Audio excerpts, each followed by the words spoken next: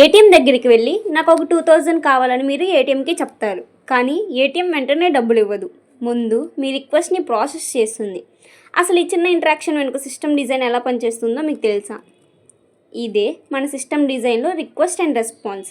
మీరు ఏటీఎంలో 2000 ఎంటర్ చేస్తారు, ఇది రిక్వెస్ట్. ఏటీఎం ఆ రిక్వెస్ట్ని తీసుకొని మీ అకౌంట్ డీటెయిల్స్ చెక్ చేస్తుంది, బ్యాలెన్స్ ఉందా లేదా చూస్తుంది, ట్రాన్సాక్షన్ వ్యాలిడా ఇన్వాలిడా అని వెరిఫై చేస్తుంది. అన్నీ కరెక్ట్ అయితే క్యాష్ ఇస్తుంది, అలాగే స్క్రీన్ మీద ట్రాన్సాక్షన్ సక్సెస్ఫుల్ అని చూపిస్తుంది. ఇది రెస్పాన్స్. సో మీరు రిక్వెస్ట్ చేస్తారు, సిస్టమ్ పనిచేసి మీకు రెస్పాన్స్ ఇస్తుంది. ఇదే సింపుల్ కాన్సెప్ట్ మన యూట్యూబ్, ఇన్స్టాగ్రామ్, అమెజాన్ లాంటి యాప్స్లో కూడా చూస్తాం. మీరు ఏదైనా యాక్షన్ పర్ఫామ్ చేస్తే రిక్వెస్ట్ వెళ్తుంది, సర్వర్ ప్రాసెస్ చేస్తుంది, రెస్పాన్స్ వస్తుంది. రిక్వెస్ట్ లేకపోతే రెస్పాన్స్ ఉండదు. నెక్స్ట్ వీడియోలో ఏపీఐ బేసిక్స్ గురించి తెలుసుకుందాం.